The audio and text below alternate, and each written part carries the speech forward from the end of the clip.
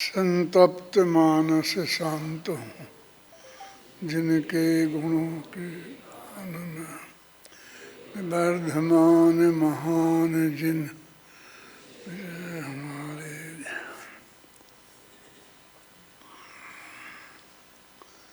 पंडित टोडरमल जी का आज स्मृति दिवस है और वो कार्तिक शुदी पंचमी का दिन है। जैसे साल नक्की हुआ ना, ऐसे दिन भी उल्लेख है। कार्तिक शुदी पंचमी, इसलिए दिन की में शंका नहीं थी, शंका वर्ष में थी। तो पूर्व प्रमाणों के आधार पर इतना सिद्ध होता है कि वे 22 तक 1822 तक जिंदा थे और 1824 के बाद वो जिंदा नहीं थे। तो अब 2 कार्तिक शुदी पंचमी रह जाती हैं, एक 23 की और एक 24 की। इसलिए हमने ऐसा छोड़ दिया कि 23 या 24 की कार्तिक शुदी पंचमी के दिन उनका देवलोक हुआ था। इसलिए अब दिन ही मनाते हैं ना, सन सम्मत तो किसका याद रखते हैं, कौन कौन का किसको मालूम है। दिन होता है बसंत पंचमी का दिन है ना, वो अपन मनाते हैं। तो ये अपना आज का दिन ऐसा नहीं कि पता नहीं है। दूसरी बात ये है कि मैं टोडरमल जी के बारे में कुछ बात करूं, उसके पहले एक मर्म की बात आप सबको बताना चाहता हूं। गांधी जी ने देखा कि देश में चंद्रशेखर आज़ाद जैसे, भगत सिंह जैसे बहुत देशभगत हो रहे हैं और ऐसे कुछ काम करके बहादुरी दिखाकर फांसी पर चढ़ गए और वो जिंदा नहीं रह पाए, तो देश आज़ाद नहीं हो पाया।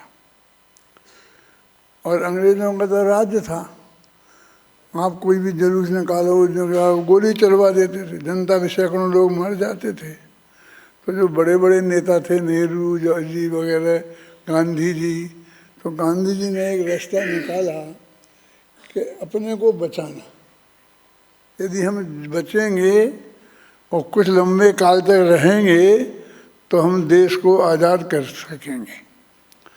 इसलिए जब भी ये लोग गिरफ्तार करते थे तो एकदम सब नेता लोग फटाफट अपनी गिरफ्तारी दे देते थे और गिरफ्तारी देते ही तो उन्हें जेल में डाल देते थे।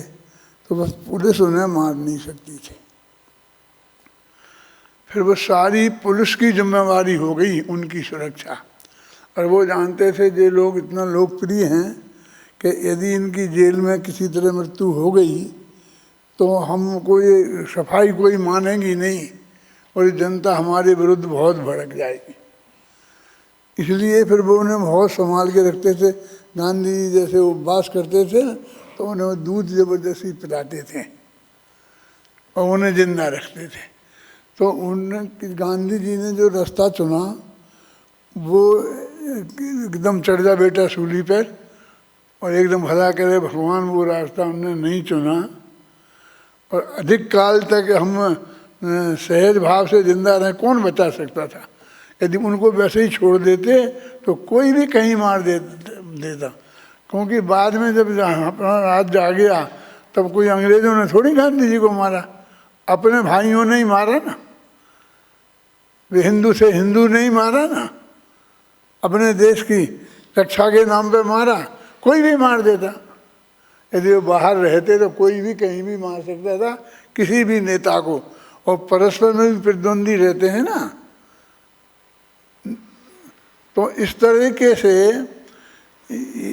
टोडरमल जी के, इसलिए मैं ये बात कहानी सुनाई है कि अभी जो वो योगेश का केस आया था ना सामने, तो क्या टोडरमल बन गया, टोडरमल बन गया, योगेश टोडरमल बन गया। तो मुझे सबसे बड़ी चिंता ये हुई कि अब टोडरमल योगेश के रूप में आएगा। और उसके लिए किसी की से झगड़ा मोल लेना पड़ेगा और फिर जान की बाजी लगानी पड़ेगी, हैं? ये रास्ता ये अच्छा नहीं। मरने का रास्ता, और मैं तो मर जाऊंगा लेकिन नहीं, ये कहूँगा मर जाऊंगा लेकिन चरखा नहीं चलने दूंगा। तो चरखा रुक जाएगा तो कौन सा धर्म का प्रचार हो जाएगा। मेरा मतलब ये है कि टोडरमल इसका नाम नहीं है। हम इस टोडरमल की इस चीज़ को आदर्श मानकर अपने जीवन को आदर्श मानें और उस तरफ को ढालें, मरने का रास्ता चुने, वो रास्ता सही नहीं है। आप क्या क्या कह रहे हो टोडरमल जी का सही रास्ता? टोडरमल जी ने बुद्धिपूर्वक मौत के रास्ते पे वो नहीं गए। जब श्याम तिवारी राजा का गुरु था और वो टोडरमल से जलता था, तो उसने वो शिव की पिंडी उनकी कोट की जेब में डलवा दी, छोटी सी पिंडी, और कहा गया टोडरमल ने चुराई है। अब एक पंडित पे ऐसा आरोप लगा दिया और माल के साथ पकड़े गए कि देखा, जेब में हाथ डाल के देखा तो वो पिंडी उनकी जेब में निकली। और फिर उन्हें फांसी की सजा दी, और फिर कोई जैसे आजकल चलता है ना, ऐसा कुछ नहीं हुआ पीयूष। ऐसा लिखा है इसमें, किसने, भगत राम साय ने, कि भूप ताहि मार्यो क्षण माही और गाड़ो मध्य गंदगी ताई। एक किसने लिखा? भगत राम साय। उस वक्त टोडरमल जी का प्रतिद्वंदी विद्वान था, देशपंथियों का, भट्टारकों का था। भट्टारकों के विरुद्ध जो आंदोलन चलाया था टोडरमल जी ने, वो उनका आदमी था। तो उसने इस 24 में हुई घटना, 23-24 में, और वो 27 में वो किताब लिखी। वो किताब गवर्नमेंट ने छपाई, उसमें ऐसी ऐतिहासिक बातें लिखी हैं। तो उसमें दो बातें तो बहुत स्पष्ट लिखी कि भूप ताहि मार्यो क्षण मान और शिव उठान को टोना दियो। ये भी लिखा कि शिव जी को चुराने का, टोना माने उन पर आरोप लगाया।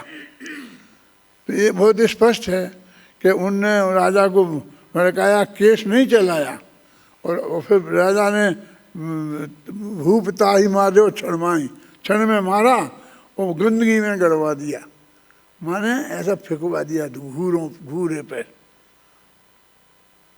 माने उन्हें समाज को लाश नहीं सौंपी, इज्जत के साथ उनकी अंत्येष्टि नहीं होने दी। ये बात उसमें ये सिद्ध होती। टोडरमल जी को क्या था, अब शांति से समाधि पूर्वक, उतना तो सब समझते ही थे, अपने प्राणों की बाजी रोज दे देना, ये उन्होंने किया, बहुत अच्छा काम किया।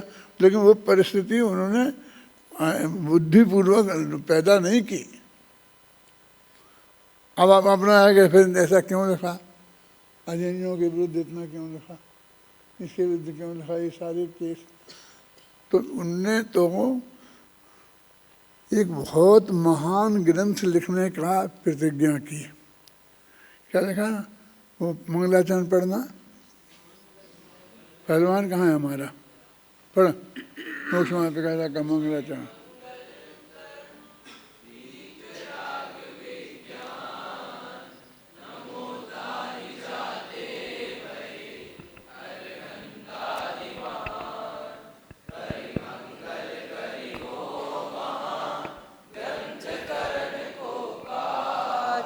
जाते मिले समाज सब निज पद राज। उनने महाग्रंथ लिखने की प्रतिज्ञा की थी। पहली तीसरी लाइन के अंत में है और ग्रंथ चौथी लाइन के पहले है। तो हम जो वहाँ फेंक देते हैं और ग्रंथ अकेला रहता है। ग्रंथ करण का कार्य नहीं किया, महान ग्रंथ है, विशाल ग्रंथ। जिसमें सब चीज आ जाए, ऐसी ग्रंथ लिखने की उनने प्रतिज्ञा की। एक बात और मैं कहता हूँ, मैं वही बातें करूँगा आपसे जो आप लोगों को पता नहीं है, बाकी तो तुम मेरी किताब में से पढ़ लोगे। तो उस वक्त तक आप देखना कि गीत मिथ्यात्व अगीत मिथ्यात्व का भेद जो मिथ्यात्व का नहीं था जनागम में कहीं। हमने खोजा और बाद में और तत्कालीन विद्वानों को कहा कि कहीं हो किसी शास्त्र में मोक्ष मार्ग प्रकाशक के पहले तो बताओ। तो रतनलाल जी कटारिया थे, केकड़ी में इतिहास के खोजी विद्वान थे। उनने में से एक चीज निकाल के बताई कि एक वो ग्रंथ था, अभी भूल रहा हूँ कोई, उस ग्रंथ में थोड़ा एक लाइन में चर्चा है कि भाई ऐसा जो अपन ग्रहण करते हैं वो मिथ्यात्व तो एक अनादि का मिथ्यात्व, माने मूल बात है लेकिन विस्तार से कोई चर्चा नहीं है कि वो वहाँ है। तो उसके बीज पहले किसी इन महान जो बड़े बड़े आचार्य हुए हैं उनने कहीं गृहीत अगृहीत नहीं है। बहुत से बहुत आप तो निसर्ग सम्यक दर्शन तो अधिगमन है उसके बदले में, क्या इस रूप में नहीं है चर्चा। अब टोडरमल जी के दिमाग में एक गृहीत मिथ्यात्व अगृहीत मिथ्यात्व के रूप में ये बात ख्याल में आई कि पहले मिथ्यात्व का वर्णन करना चाहिए जिसमें उलझा है सारी जीव, और फिर बाद में सम्यक का वर्णन करना चाहिए मोक्ष मार्ग का। तो उन्होंने पहले तो नवो मंगलाचरण किया, नवोकार का बताया, फिर ग्रंथ की प्रमाणिकता, ये सब बातें की। वो महाग्रंथ लिख रहे थे ना, और फिर उन्होंने अगृहीत मिथ्यात्व का वर्णन किया, और जिसको उन्होंने तीसरे चौथे अध्याय में किया है। पहले सोनगढ़ में भी ये माना जाता था कि 5 में 6वें में गृहीत का किया और 7वें में फिर अगृहीत मिथ्यात्व का वर्णन किया, ऐसा सब मानते थे। और जब मैंने पीएचडी की तो उसमें ये सिद्ध किया कि अगृहीत का तो चौथे में किया, जो अनादिकालीन होता है, जो कुगुरु के निमित्त से नहीं होता है, उसमें छात्र को अगृहीत कहते। शब्द भी है, ग्रहण नहीं किया माने अनादि का है ना, जो एक इंद्रिय पर्याय में भी था। तो उसका वर्णन किया जो टोडरमल जी ने लिखा ना कि एक इंद्रिय जीव को एक कैसे रहते ये एकत्व बुद्धि है, तो उन्होंने वो सिद्ध किया कि उसको भी एकत्व बुद्धि रहती है देहादिक में, और इसलिए उसे मिथ्यात्व होता है।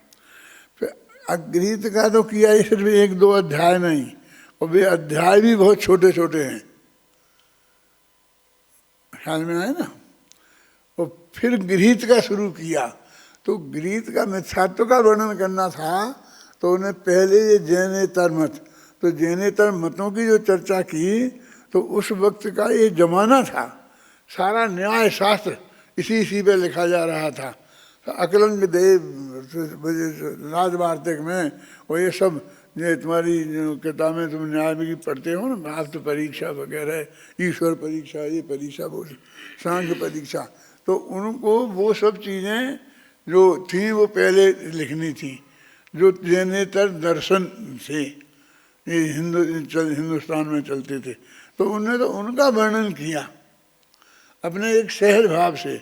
उन्होंने कोई हिंदुओं को चढ़ाने के लिए वर्णन किया और हिंदुओं को चढ़ाया।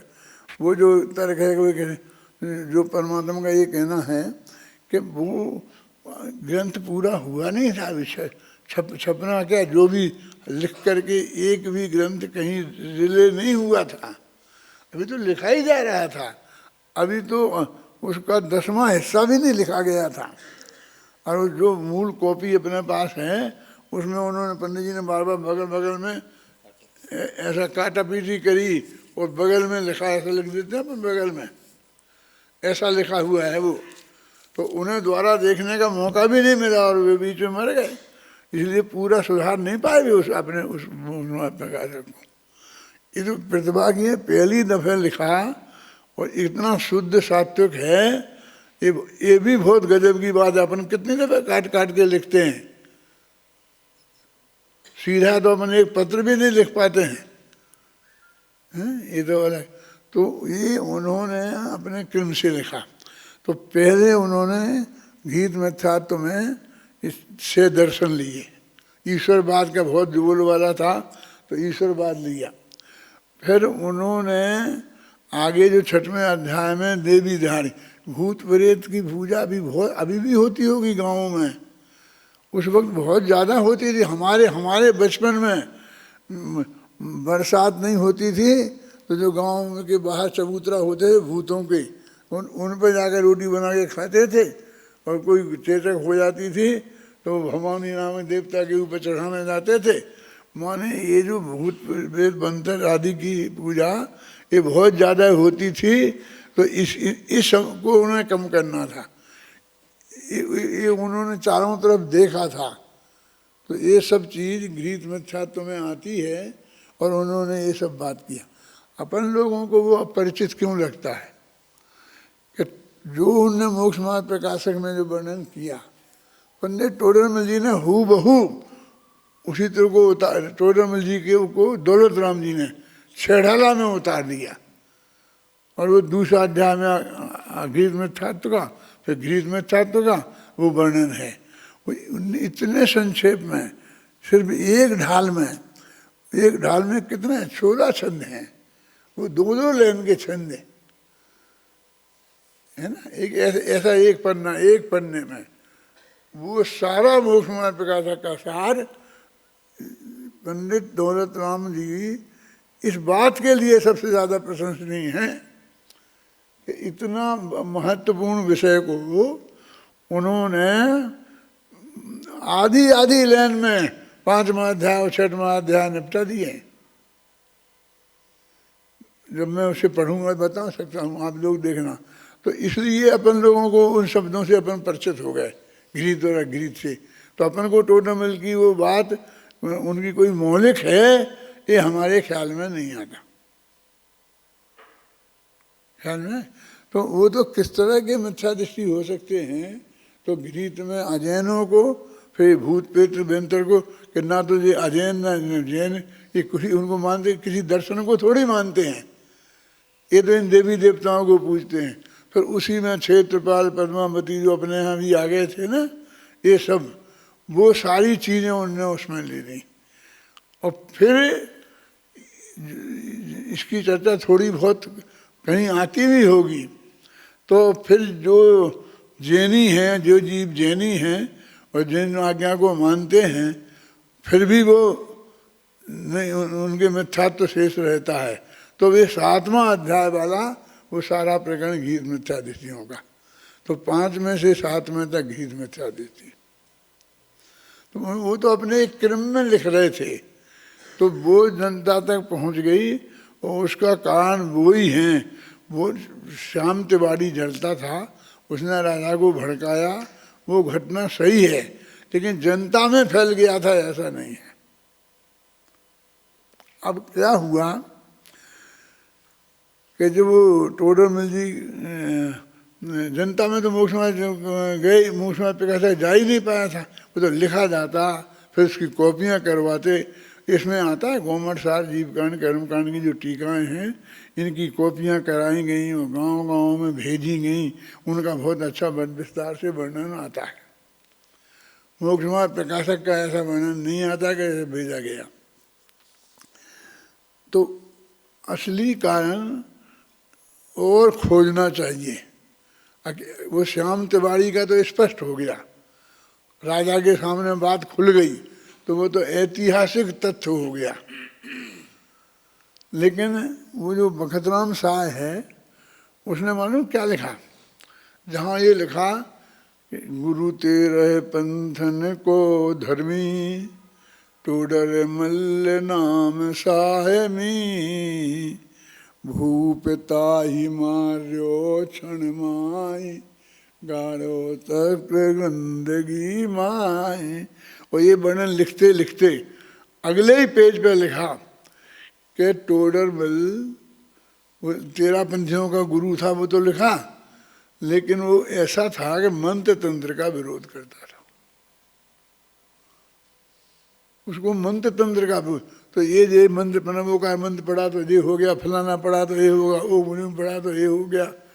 ये जो चलता है ना अपने मंदिरों में, ये सब ये जो गृहीत मिथ्यात्व, जिसके लिए मैं रोजाना रोजाना आपको टोकता हूँ, और मुझे आज तो भरोसा नहीं है कि मैं चला जाऊँगा तो आप गीत मिथ्यात्व को पनपने नहीं देंगे, और वो बिल्कुल भिकारीपन हट जाएगा आपकी भक्तियों में से। शांति जी, आप करो ये काम मेरा, ये सारे हटा दो आप काय में से, जिनेन्द्र अर्चना में से, और किसी और कोई आपको शंका हो तो मेरे से पूछो, फिर कन्फर्म करके वो छापो, क्योंकि अपने यहाँ की अपनी किताब में ही छपी हैं। फिर ये दे दे, ये दे दे, दे दे, फिर कैसे किसी को रोकोगे आप।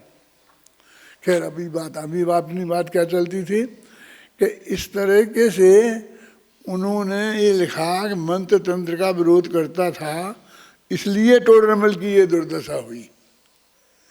यानी वो एक कारण नहीं मानता, फिर मंत्र तंत्र का विरोध करने से वो इनके विरोधी थे, और उसी काल में उनके पहले ही 2 गोदिका और थे। टोडरमल जी भी गोदिका थे, उनका गोत्र गोदिका ही था। एक गोदिका गोत्र क्या है वो मेरी किताब में पढ़ लेना आप। तो उसके पहले एक जोधराज गोदिका थे, और एक उनके लड़के थे अमर गोदिका, अमरचंद गोदिका। ये भी दोनों कट्टर 13 पंथी थे, और ये ऐसे अध्यात्म की रुचि वाले थे। और आमेर में नरेंद्र कीर्ति एक भट्टारक थे, तो उन्होंने सांगानेर में चौमासा किया था। आमेर और सांगानेर 2 बड़े शहर थे, और जयपुर तो बसा ही नहीं रहा, ताज़ा ही ताज़ा बसा था इन दोनों के बीच में। तो सांगानेर में इनने जो वो 1000 वर्ष पुराना मंदिर है ना, वो जो कहलाता, क्या नाम कहलाता है वो जो, हाँ, संगीत जी का मंदिर, और जिसके अंदर वो मूर्तियाँ हैं वो सब, तो उस मंदिर में उनने चौमासा किया था। वहाँ भी प्रवचन करते थे, तो ये जोधराज गोदिका और अमर गोदिका दोनों बाप बेटे वहाँ जाते थे, और बीच बीच में ये सब प्रश्न करते थे। और वे सब 20पंथी थे भट्टारक लोग, है ना। तो वो ये सब शुद्धामना वाले थे। बनारसी दास में जो वहाँ शुरू हो गया था ना अध्यात्म, तो वो वहाँ कामा होता हुआ 2-3-4 गांव होता हुआ वही सांगानेर आ गया था। तो उस सांगानेर में वे प्रश्न करते थे, तो उन लोग समाज में बहुत रोकती थी, और भट्टारक जी भी रोकते थे, लेकिन वे नहीं मानते थे, क्योंकि वो संपन्न पैसे वाले भी थे, वो विद्वान भी थे। और अभी आप कह दो तो फिर कह दो कि वो उन्हें समझाया था, वे माने नहीं।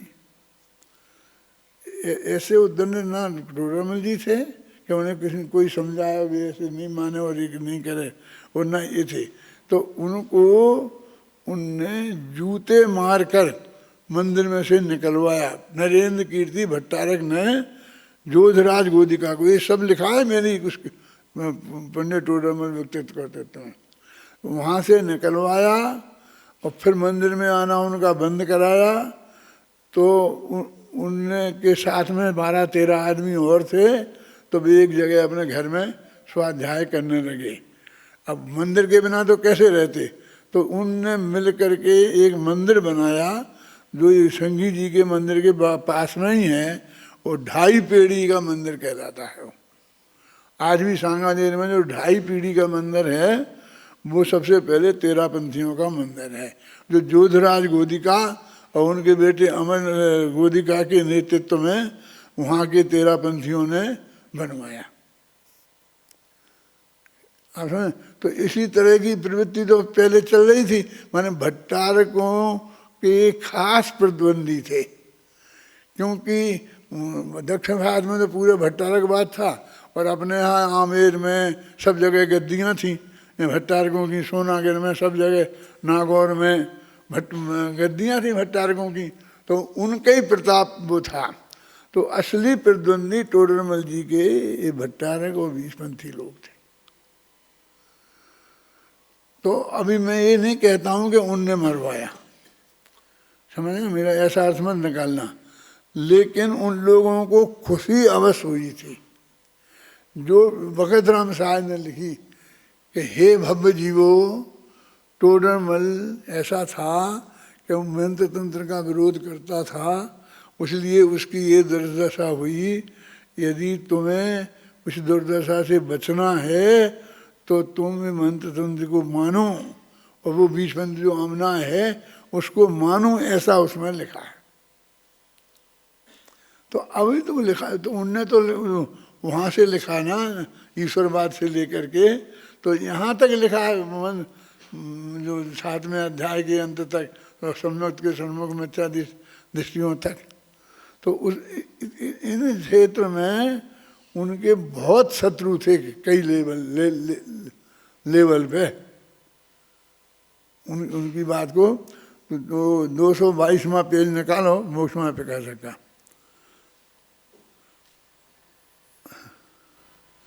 कभी कभी मैं ये कहता हूँ कि टोडर 220 नंबर है दादा, 220 हैं? 220 पेज नंबर, कौन सा ये जिसमें वो चित्रण किया है अलग अलग मान्यताओं का। हाँ, देखो पेज नंबर जो, उसमें एक पेज में सबको एक साथ शत्रु बना लिया। उनको अपने ही सभा में बैठे लोगों को, जो पुजारी थे, ध्यान करने वाले, सबको लिखो, उपवास करने वाले, व्रत पालने वाले, ध्यान, सबको। तो इतने शत्रु हो गए थे उनके अंदर से भी। तो क्या क्या बंद कर, टोडरमल जी ने उनके लिए लिखा है कि भाई हमने ये बात नहीं कहें तो हमको तो व्यसन का, शब्द व्यसन तो रोकना है, जो गीत मिथ्या तो हमें रोकना है, तो वो तो हम निषेध करेंगे ही। ये उनने सिद्ध किया। तो वो कोई अजैनों के लिए नहीं कहा, वो कोई इतनी बड़ी समस्या नहीं थी। लेकिन एक काम हुआ बाद में कि यहाँ जो जयपुर में जो एक मंदिर है हिंदुओं का, उसमें जितने भी वे पुराण शास्त्र हैं, जो 5वें अध्याय में लिखा कि हनुमान नाटक में ये लिखा, फलाने में ये लिखा, फलां में ये लिखा, टोडरमल जी ने के पास भी वो किताब थी, उनने वो पढ़ी थी, तो उसके सब उन्हें प्रूफ वो दिए हैं। तो उनने उन किताबों में से आगे जो छपाई वो श्लोक ही हटा दिए। अब उनमें वो श्लोक नहीं मिलते हैं, हनुमान पुराण में वो छंद नहीं मिलते हैं। ये काम उनने वहाँ किया। तो इस तरह से मतलब ये है कि ये वातावरण बना, और उसके शिकार टोडरमल जी हो गए। मतलब उन्होंने कोई बुद्धिपूर्वक किसी से उलझे नहीं, झगड़े नहीं। हमारा परमात्मा भी कहता है कि नहीं, वो प्रवचन में खूब तीखा बोलते होंगे। तो तीखा तो मुझे भी बोलते हैं लोग, तीखा बोलते हैं, ये लिखा है तो भी बोलते हैं ना अपने मत में। ऐसा कुछ नहीं था, वो बहुत सात्विक वृत्ति के सहज आदमी थे। लेकिन ये चीज़ें तो बताना ही है ना। अब जैसे सुपर प्रकाशक की अपनी बात चलती है, तो सुपर प्रकाशक की अपन बताते हैं तो अपना ही लोग विरोध करते हैं ना। अब सुपर प्रकाशक की बताएं कि नहीं बताएं? अच्छा, स्थानकवासी संप्रदाय में समय दर्शन नहीं हो सकता, ये टोडरमल जी ने लिखा है ना। और गुरुदेव भी मानते थे, और वे लोग नहीं मानते, उन्हें करना है। और वे शत्रु बन गए अपने, और उनने अपन को निकाल ही दिया था ना, मोक्षु समाज से निकाल दिया, ये कर दिया, ये कर दिया, ये कर दिया, सब हुआ ना। अब अपन को अजैन ने किसने किया?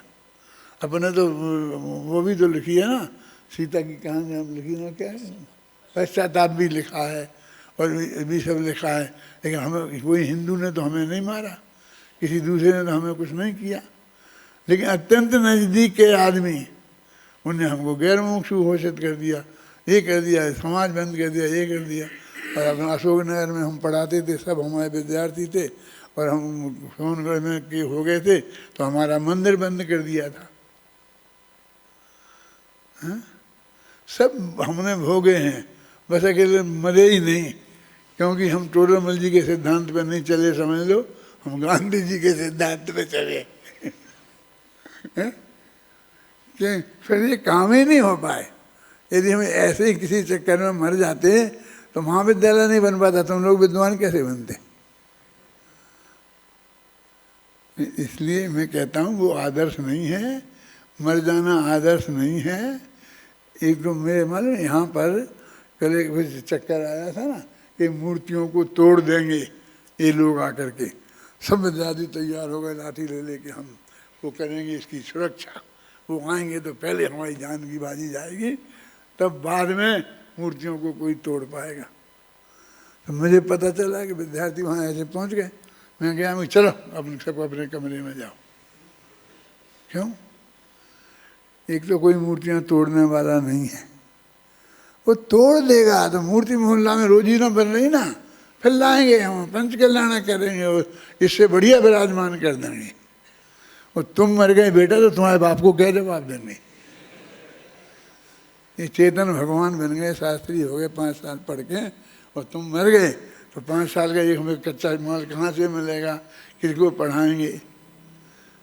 हम तो इस तरह की सोचने वाले आदमी हैं।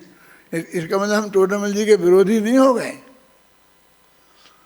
हैं, लेकिन हम योगींद्र नहीं बने। ये है, समझे ना, कि वो रास्ता सही नहीं है।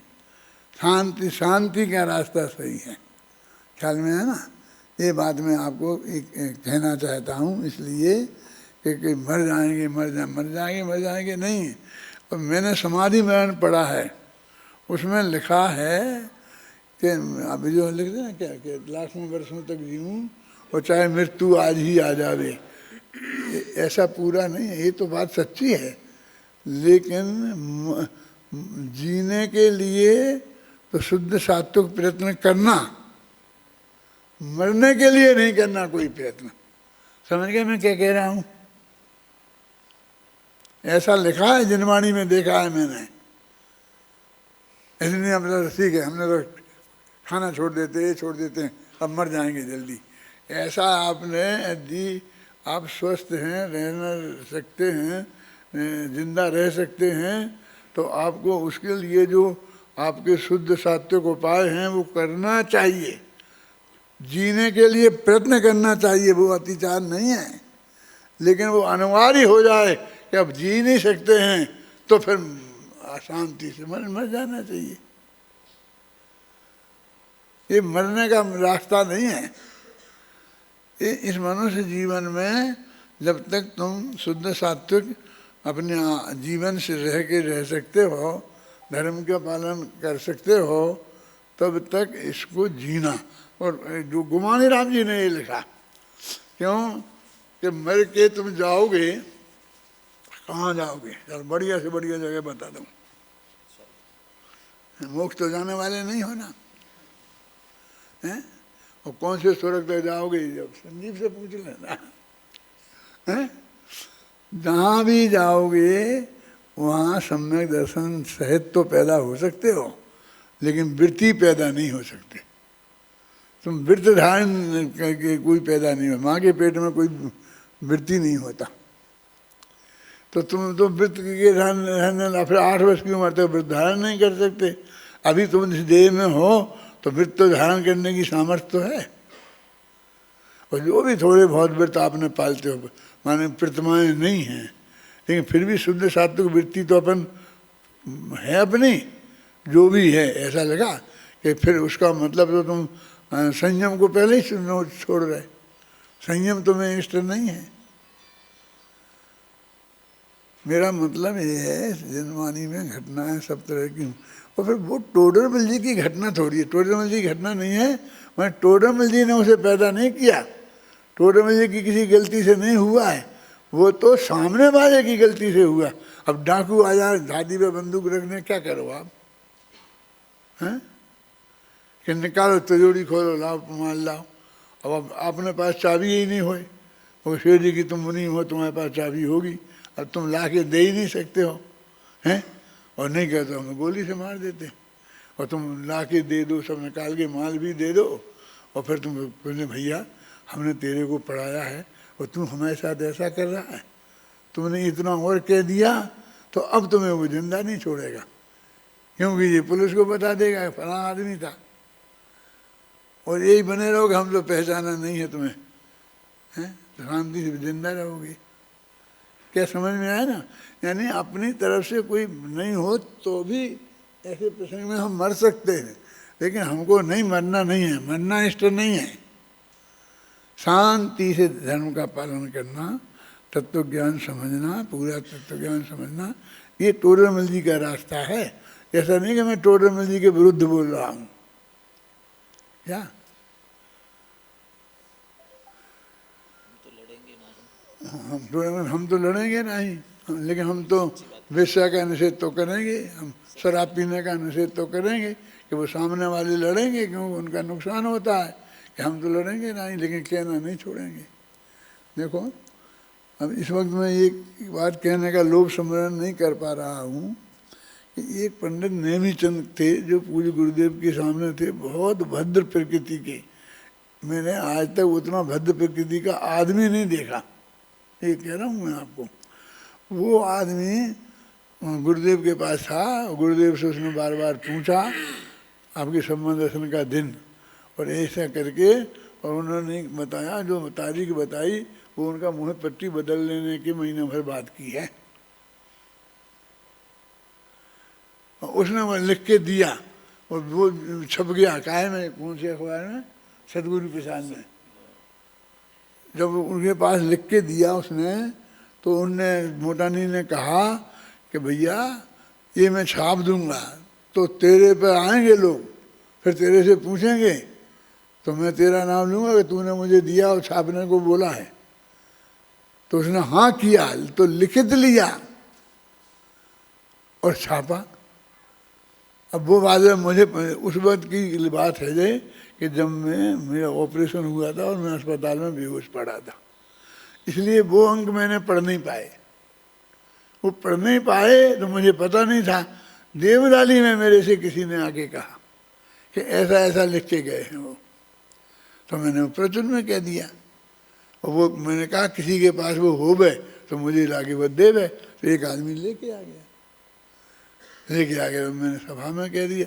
अब सारा झगड़ा उस बेचारे को मुंबई में रहना मुश्किल पड़ गया। दूसरा लड़का बेंगलोर था, वो वहाँ जाके रहा।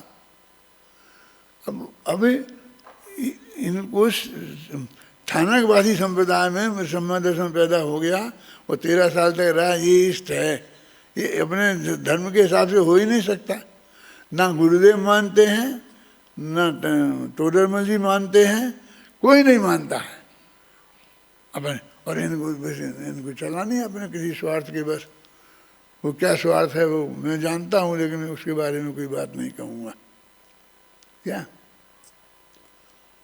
तो अभी शत्रु कहाँ नहीं हो सकते हैं और किस लेवल के। टोडरमल जी के बगल में कोई बैठे हो तो तुम्हें क्या पता। और नहीं, किसी ने मारा नहीं, मैं ये नहीं कहता हूँ, लेकिन खुशी तो होती है नहीं। अब मर जाए तो अच्छा है, क्या बोलते नहीं, हमें मारना तो नहीं है लेकिन मर जाए तो अच्छा है। तो इसलिए वही सही है कि अभी श्याम तिवारी ने किया, इससे कोई फायदा नहीं है कि इसने अपने जैनियों ने किसी ने कुछ किया। इसकी प्रचार से भी ज़्यादा फायदा नहीं है कि तेरापंथियों ने किया, कि 20पंथियों ने किया, कि भट्टारकों ने किया। शांति से, क्योंकि हमें उन्हीं के बीच में ये असली तत्व ज्ञान का प्रचार प्रसार करना है। तो शांति से आप, टोडरमल जी का ये रास्ता है, वो बातें मैंने आपको बताई। पहले तो मैंने कह दिया था कि मैं नहीं आ सकता हूँ, बोल नहीं सकता हूँ, तो पुराना रखा है ये बोला था। तो वो तो रखा ही है, तो वो तो तुम कभी भी सुन लेना। अभी मैं आ गया तो फिर मैं वो बातें जो उसमें नहीं होंगी वो बोल देता हूँ, इसलिए मैंने ये बातें आपको सुनाई।